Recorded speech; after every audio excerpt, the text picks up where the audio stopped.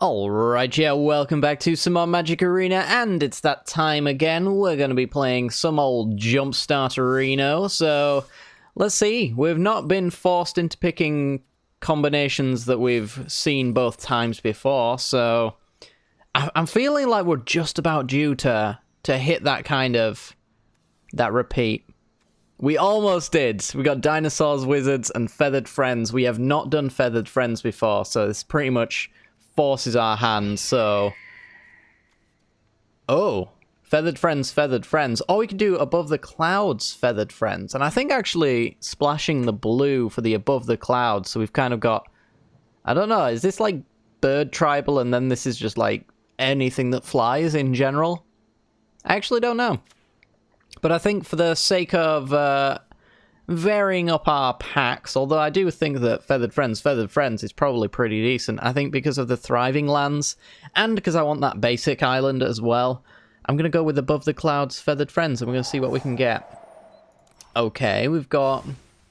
I think that's an unplayable card in terms of constructed, but Archon of Justice, 5 mana 4/4, when it dies, exile a permanent. Damn. Okay. Archon of Redemption, 5 mana 3/4. When Archon or another creature with flying enters the battlefield under your control, you may gain life equal to that creature's power. So that's kind of I stabilize and have some decent tempo kind of play. And then our rare for the Above the Clouds is going to be Kira, the Great Glass Spinner, which is an amazing card. 3 mana 2/2 flying. Creatures you control have, whenever this creature becomes the target of a spell or ability for the first time each turn, counter that spell or ability. So our cards are essentially going to 2 for 1 as long as Kira is around, which is kind of nice. It does actually apply to us as well, so if we are trying to protect our creatures with like an unsubstantiate or something like that, it will counter when we try to target our own stuff. So we've got to be aware of that. Again, things like Rookie Mistake would be a very big rookie mistake if I was to try and target our creatures with Kira out. As for our removal though, we've got Sky Tether, probably I guess a decent combat trick to stop our opponent. We've got a little bit of counterspelling, some bouncing and countering of sorts, destroying tapped creatures. We've got a tapper. What else have we got in here? A capture sphere. And I think that's really about it. I guess you could also count the Archon of Justice when it dies, but I don't know if that's ever going to happen. So yeah, we're actually kind of a flat curve, but we're going to go with this one and see what we can do with it. If you do enjoy the content, then make sure to hit the like button and subscribe. Let's get right into it, shall we? This video is brought to you by the generous support of our wonderful patrons and channel members that you see here. If you'd like to support the channel and get access to cool content like sneak peeks, bonus videos, polls on future content, or access to a personal deck critique from myself every month, then hit the join button down below, or check out the Patreon link in the description. With all that said, let's get into the gameplay.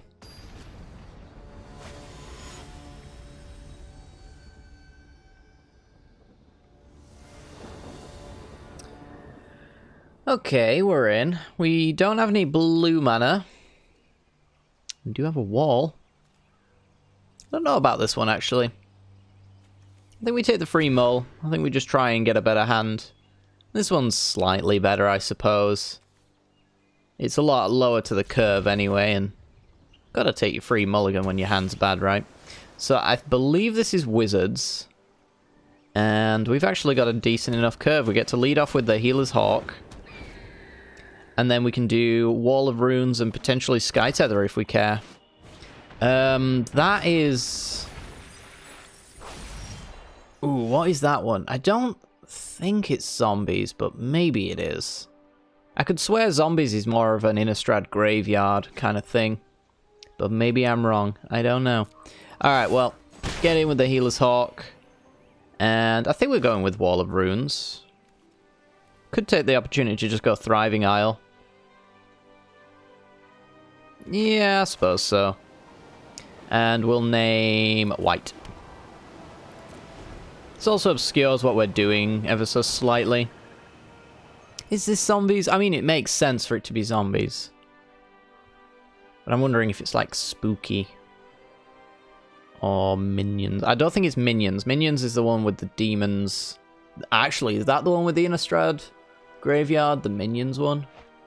May very well be. And winged words for our opponent. Winged words. Our deck. Did our deck have winged words in it? It should, but I don't think it did.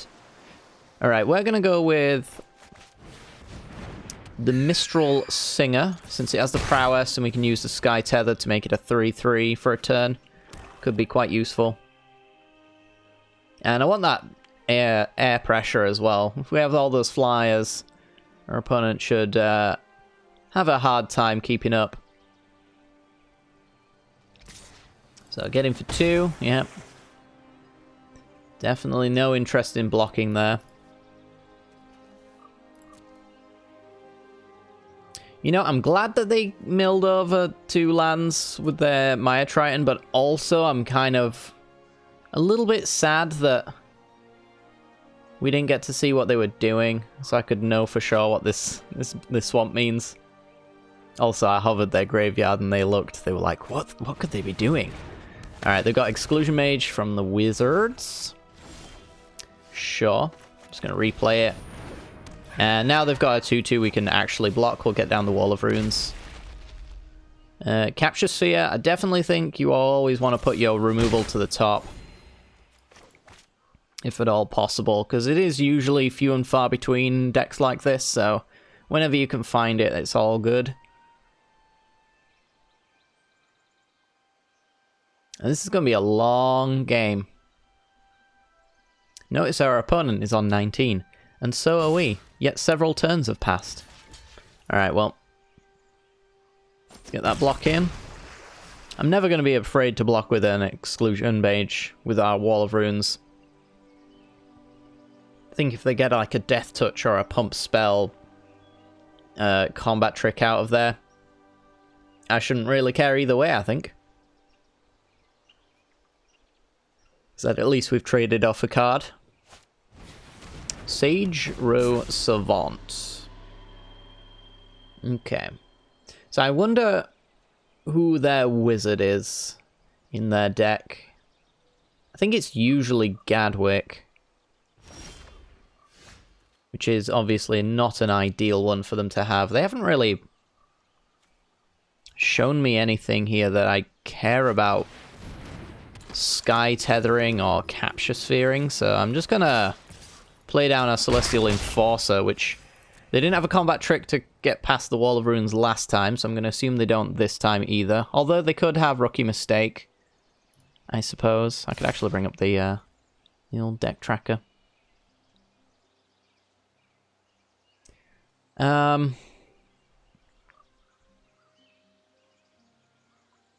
Oh, look at that hover. Alright, we're just going to use the Celestial Enforcer as a tapper, I think. I think it's just safer. This is a little bit too suspicious for my tastes. So, because we have a flyer, we actually get to use the tap-in effect on the Enforcer here, so we can lock down, like, the Exclusion Mage or something like that. And then we're only taking 2 a turn.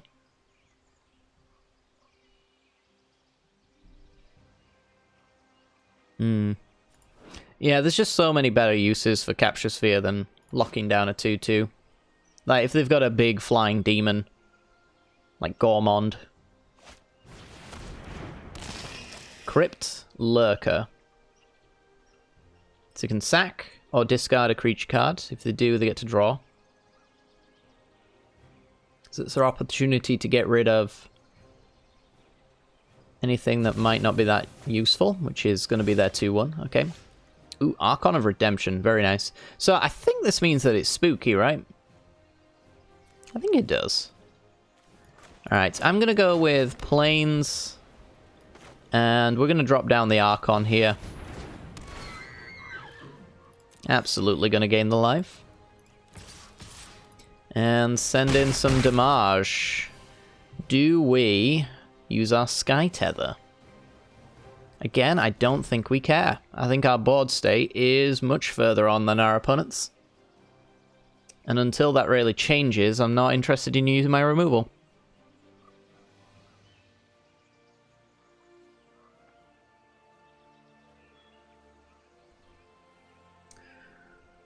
So, opponent.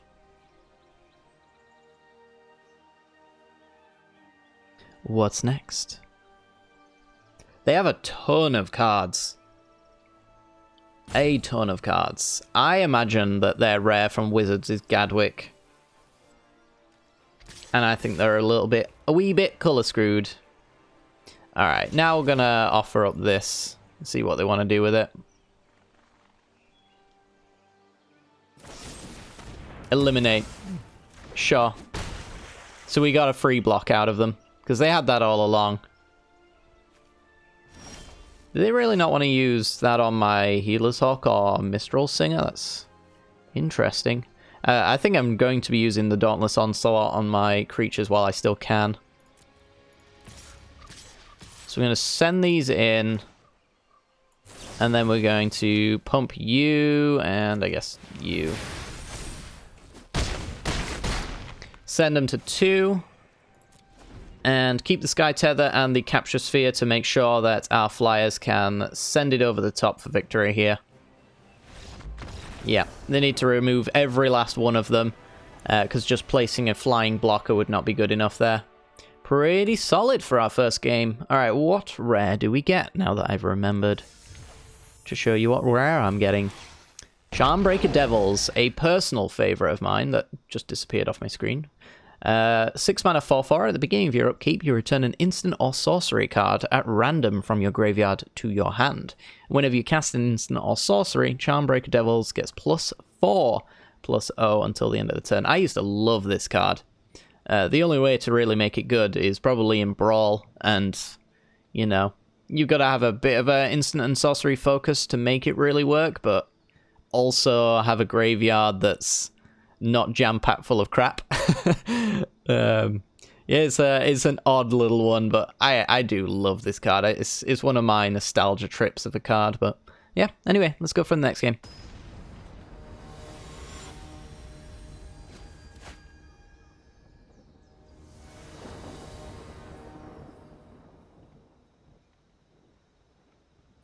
Okay, let's have a look-see. We've got turn 2 Concordia Pegasus with a Lofty Denial to follow up after that. You are Mana War thing. When it enters the battlefield, return up to 1 target non-spirit creature to its owner's hand. Okay. Yeah, we're going to keep this hand. It's not standout amazing nut draw level of hands, but we're going to keep it, and our opponent is mulliganing quite aggressively. Okay, they took the free mulligan and then down to 6. I have to remember that they actually do get 1 free mull, and they're playing with Chandra. Okay. So, I could hold off on the Pegasus in order to hold up and Lofty Denial. I think that is just a very large mistake, so we're not going to be doing that. We are indeed just going to be attacking our opponent for 1. And holding open Lofty Denial for something we might want to get rid of. So it's still the red one, okay. I probably, ideally, shouldn't have even gotten in for the 1 damage, by the way. That was most likely a mistake. I don't know why I did that.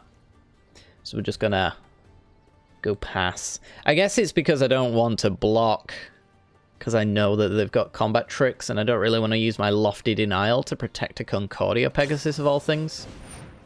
Thrill of Possibility. Let's get rid of that. Our opponent had Frost Breath, which I think is in... It's in the Spirits one. Okay, so it's Spirits and Chandra. And a Rookie Mistake. Okay, so... Who was the most expensive? It was you. So I'm just going to be bouncing... Oh, you're a Spirit, of course. Bouncing for tempo-based plays here. Swing on in. We can get our opponent with a Rookie Mistake on our Roaming Gaslight at some point. There's Shackle, guys. Yeah, it's Chandra Spirits. And the Magmut comes down. Archon of Redemption. I like it. So bring that down. We'll gain some life. And then we will... yeah, we'll swing in. If they block the Pegasus, that's fine. If they don't block at all, that's also fine. And if they block the Ghost Light, then we had the rookie mistake to profit block. So we're going to tap some spirits to tap my Archon. Okay. Not entirely sure that's worth it, but that makes up for my earlier game not very worth it attack earlier. Okay, and yeah, I think we're just getting in. All in, baby.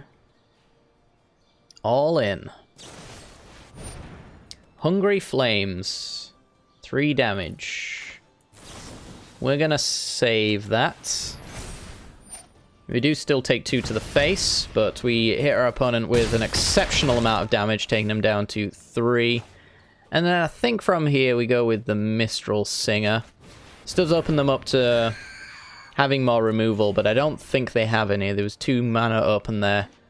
And I think Scorching Dragonfire is an option for them, but wasn't the case. You want me to gain some life with my Archon of Redemption? I'm totally fine with that.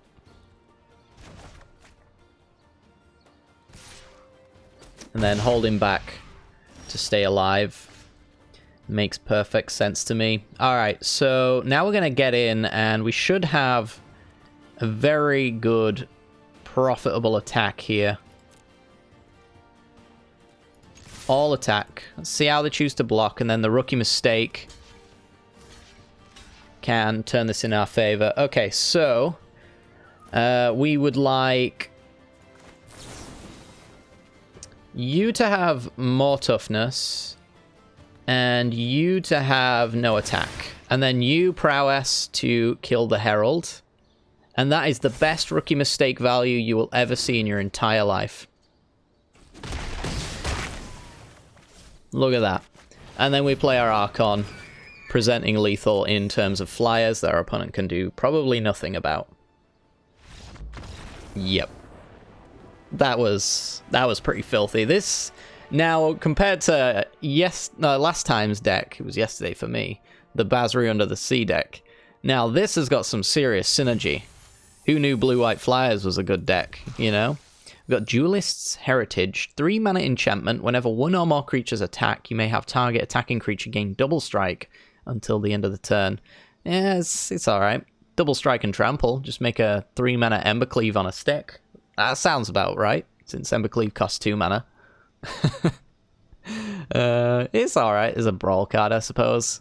It's not good at anything else, but yeah, a little bit of mini EDH for a Voltron commander, maybe. I don't know. I don't rate this one too high, but it's interesting nonetheless. Alright, let's go for another game. I mean, we've completed this particular run, but you know me. I like to get at least like 3 games in. If we're just going to absolutely ruffle stomp our opponent in the first 2. Gotta keep going, right? Let's go for another game.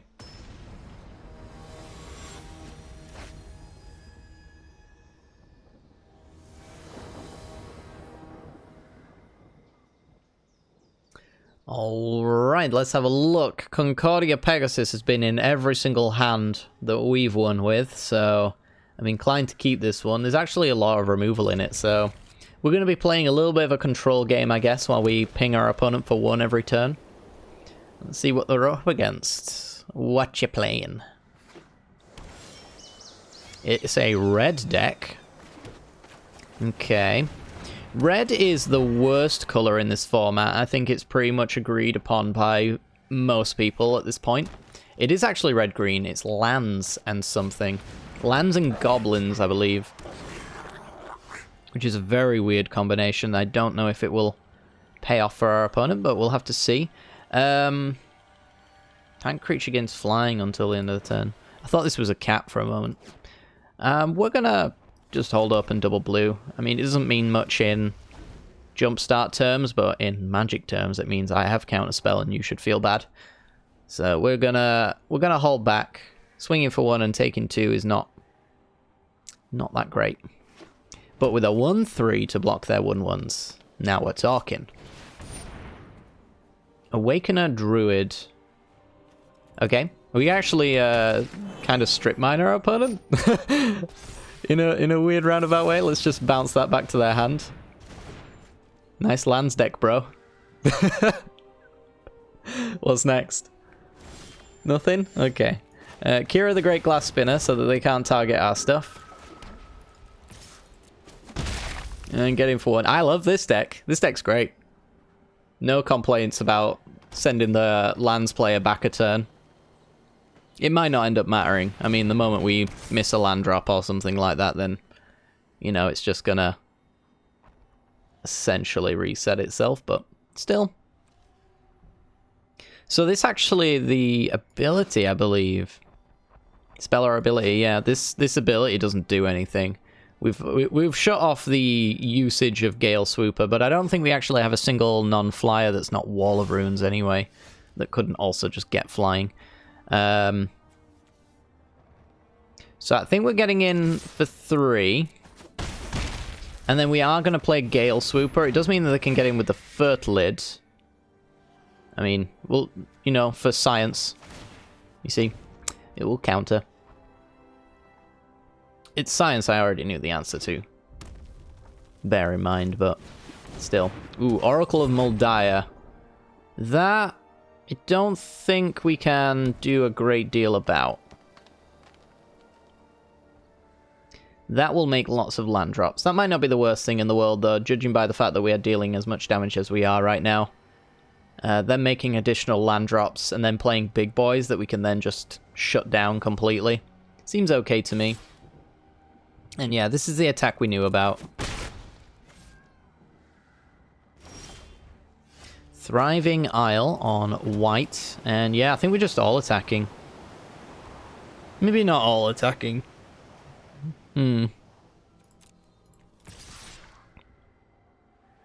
think we'll do that. We'll keep the 1/1s from targeting us, I guess. And then there's a shock on top, which will get countered first time around. Yeah, our opponent's reading Kira. Reading the card does explain the card, as many of you may know. Something I haven't quite learnt just yet.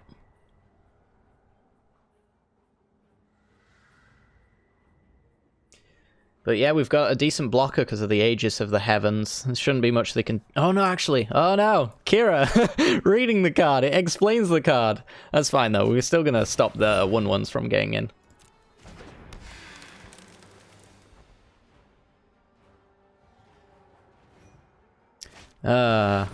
Goblin Goon. Alright, that's a thing that we can capture, Sphere. Let's see what they want to do here though. So, it cannot attack unless they control more creatures than us, which they do. And it can't block unless they control more creatures than the attacking player. So it's only good when you're ahead, is what Goblin Goon is, which on this particular board state, unfortunately, they are quite ahead. So I guess they're doing the math on whether it's worth it to get in for the 4 damage and send some 1/1s.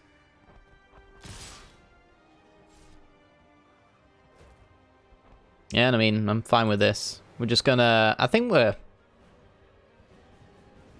Are we jumping for damage? No, we're gonna take out one of their creatures. I'm gonna go after the Instigator. I imagine the Goblin type might matter a little bit more because of Goblin Chieftain. I don't know if you can have this and Chieftain and Krenko in your same deck, but killing Goblins first is definitely the important part. Then we're gonna flash in and tap down the Goon. Roaming Ghostlight is actually not too bad either. Not only do we add more to the board, but we also get to bounce a 4-drop. And we'll swing in for another 5. This sets up lethal for next turn. We can gain life equal to the each creatures we control with flying by just killing Goblin Goon or something like that if we really need to. But I don't think we will. So that shock is a dead card. because it will just get immediately countered. Kira is just unbelievably broken in limited formats.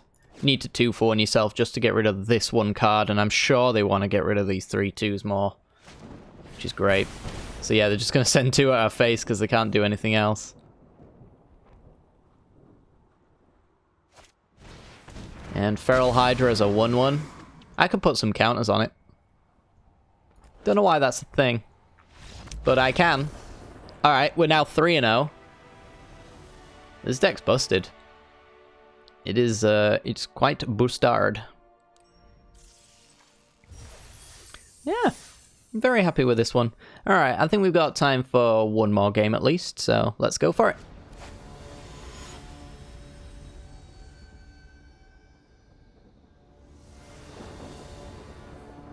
Alrighty then, let's have a look-see. It's actually the face of the Above the Clouds card. What does it actually do though? Whenever you attack with 2 or more creatures with flying, draw a card.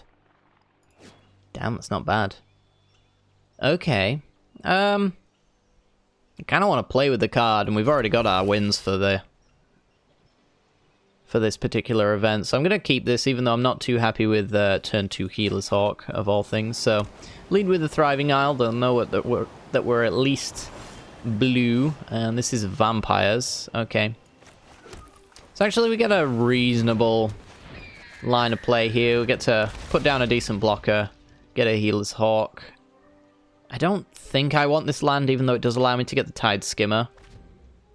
Since we got the land drop for next turn, and there's a chance that we'll just draw lands anyway. This is... I want to say Cats. I think this is Cats. I haven't seen it yet as an option, but... yeah, it's Vampire Cats. A terrifying combination. Alright, so if we get down Tide Skimmer and our board stays exactly the same, we can swing in with the Healer's Hawk and the Mistral Singer and actually draw a card, which is cool, because it does not include the Tide Skimmer's attack either. So we'll see if we can get that card draw in. I think if we can maintain that, we're going to very much be ahead in this game for a long time, especially with a Lofty Denial. Alright, so if our opponent cannot answer Tide Skimmer, I think they've lost.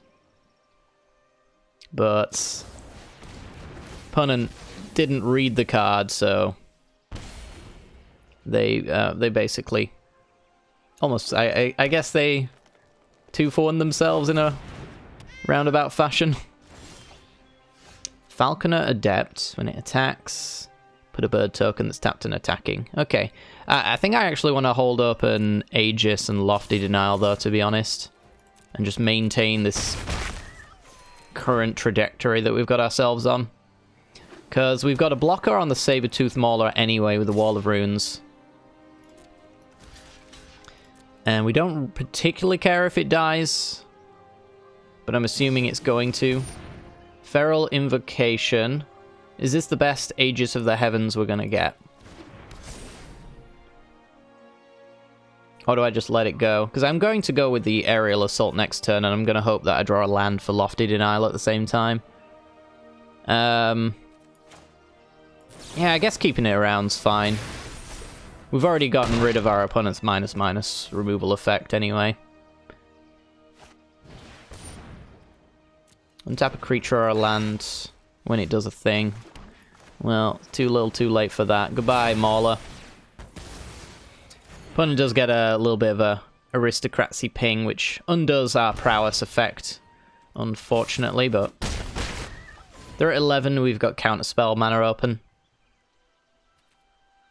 If we draw another land, we can Falconer into Lofty Denial. Let's have a look-see. Must be blocked if able. When it dies, you gain 1 life for each creature that died. I think because it's 4 power, we don't like it. I'm okay with the Initiate's Companion. But anything else, not so much. Alright, let's get in, get in. I'm almost tempted to swing in with the Adept just to make a bird token. I don't think it's a good idea, but I'm certainly tempted. Roaming Ghostlight. Apologies if you could hear that. Alright, who's the most expensive here? That would be Silver Smoke Ghoul. Yeah, let's get Silver Smoke Ghoul out of there. Get bounced. Swing for 3. And we're presenting lethal. I think that flyers in this format are absurd. That's what I think. I believe that not being able to block from as soon as playing turn 1 cards is pretty powerful. Feathered Friends above the clouds is, I think, the combo that everyone dreams of. We're 4-0. Now we've definitely got time for one more game.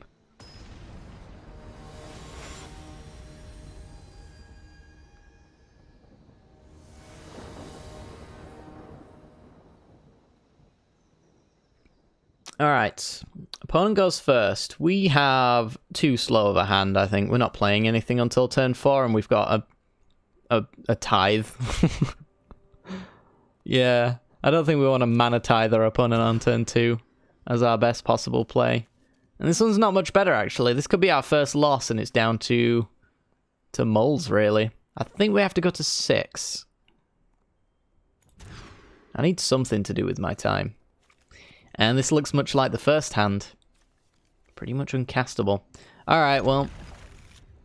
We'll go down the Windstorm Drake and we'll keep our Archon of Justice and our Roaming Gaslight that has earned its place in our hand, quite frankly. Our opponent is also playing above the clouds, so they're going to have blockers. Which is not something I could say about most of my other opponents.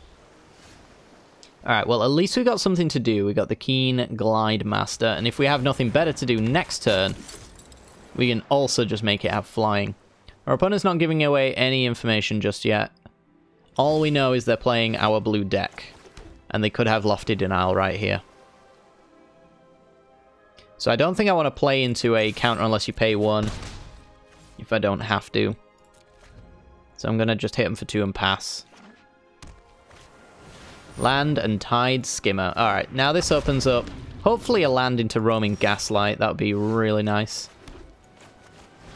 And indeed it was the case, so bounce your 4 mana play and swing for 2. Oh, I love me some good old tempo. As long as you're in the driver's seat. Alright, it's Witches and Above the Clouds. Is that what they call this one? Is it Witches?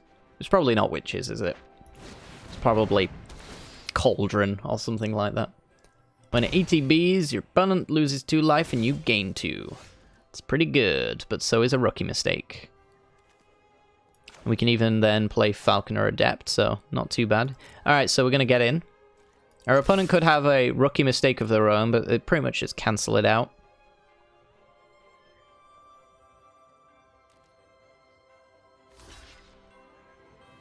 Okay, so we're going to go for ours. Give ourselves some toughness, give them less power, see if they do the same back to us.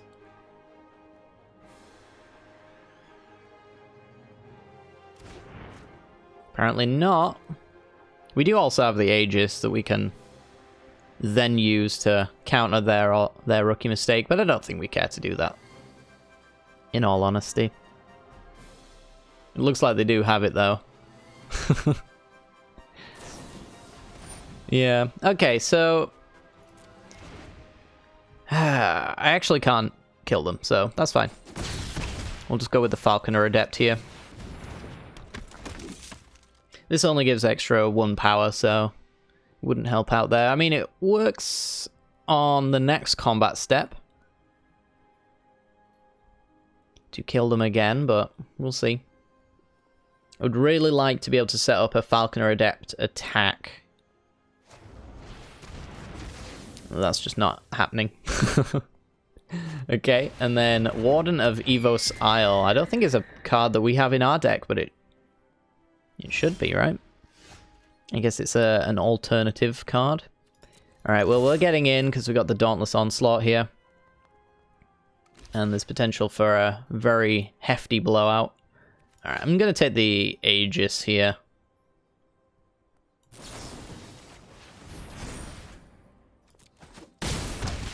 I think there's more value to be had on the Onslaught. So I'm guessing they're going to go with the Tide Skimmer.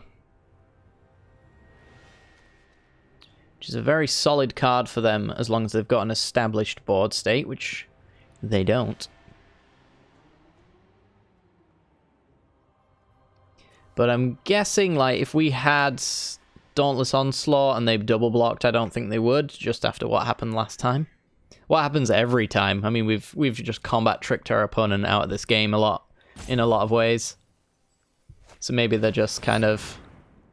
Ugh. Well, let's not ever block that. Take 2.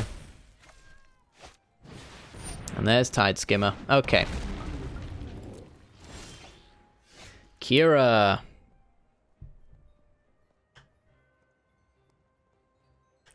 So, we will... This is an odd one. I kind of wanted a land more than anything so I can get these Archons down. They will never block with the Roman Gaslight, will they? Never in a million years will you make that block. I think we'll just play Kira. So now they can swing in with the Tide Skimmer and the Warden together, and we'll trade off the Warden with the Kira, I believe. Because they're going to be able to draw a card from it every turn, and if we don't draw our planes, then we're not going to be able to stop them from making those kind of attacks. Totally fine. I'll take 1.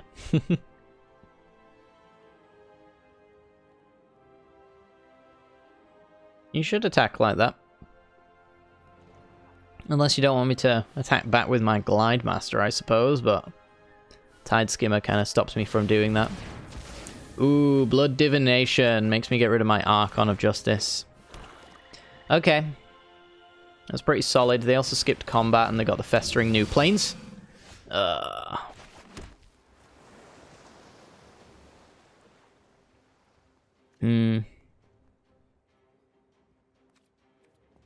Weird spot we find ourselves in. I think we get in with the Ghost Light. Really? Fascinating. They get rid of the best card on their board. Does the Witches side of things have reanimation?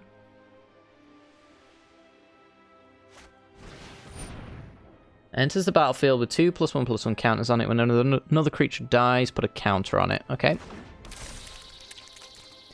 Well, short of just random trades, that isn't going to happen so much. Yeah, I'll take this. Lofty Denial. Okay, that's solid.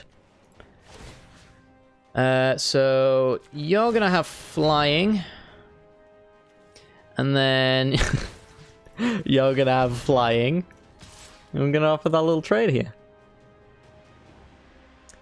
Yes, even counters its own abilities. Kira is one hell of a card.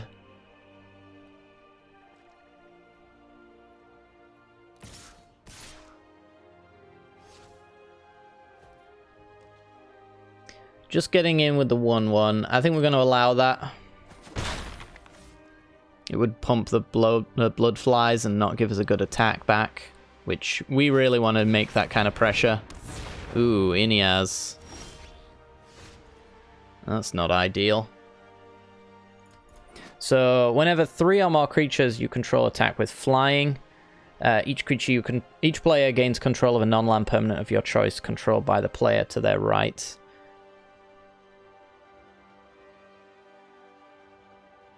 Yeah, and that gets around Kira as well.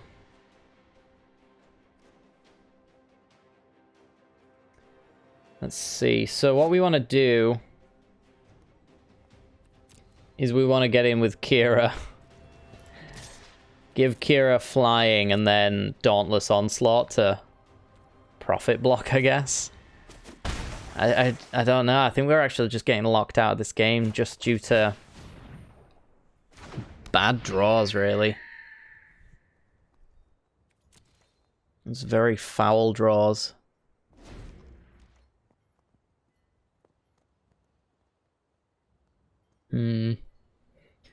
Like, this right here is the exact reason why I think we're struggling. So then they get to attack in with a lot of stuff. If they dare. Which they do. They very much dare. Alright, first time ever getting to see Ineaz actually do a thing. So they're going to swap Festering Newt with Kira. Yep, which then allows me to go flying and block Swarm of Bloodflies with Lofty Denial open.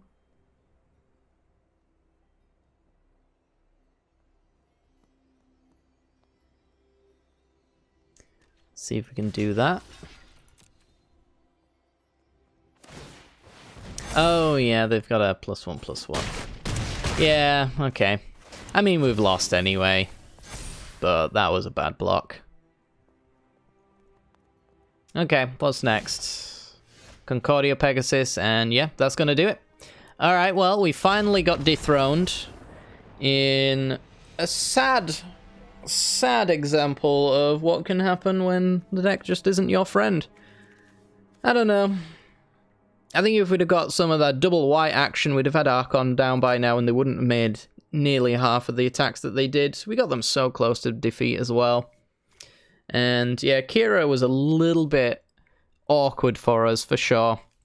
Not being allowed to use the Dauntless Onslaught definitely had its downsides, but I mean, just one white mana. Couldn't really do much with a Color Screw, to be honest, but yeah. This deck's also very good, though, so I can't really feel too upset about that. Going 4-1 is a pretty good example for a good deck anytime, any day of the week. I guess I might as well say thank you, Velhelm, for following twitch.tv/SuperMadLad. Go, link in the description, go follow. Yeah, when you've got OBS open, it keeps an eye out on Twitch follows and things like that, even when you're not streaming, which is really weird, but it's a thing. But yeah, if you did enjoy the content, then make sure to hit all the buttons that are on the screen, or at least down below the screen. There's some like thumbs up buttons, you could hit that one. There's one that says subscription, you could hit that one, that'd be great. There's a share button as well. That one is exceptionally good. If you could do that one and then post that link somewhere, that's pretty great, you know? It's up to you. It's up to you. I mean, all those buttons can really help in many different ways. Both me and you know, you can reach a level of enlightenment that you've never known before if you just hit that like button. It's weird. It's weird, but it happens. But yeah, hopefully you've enjoyed, and I'll see you all next time for some more Jumpstart. Take care, guys.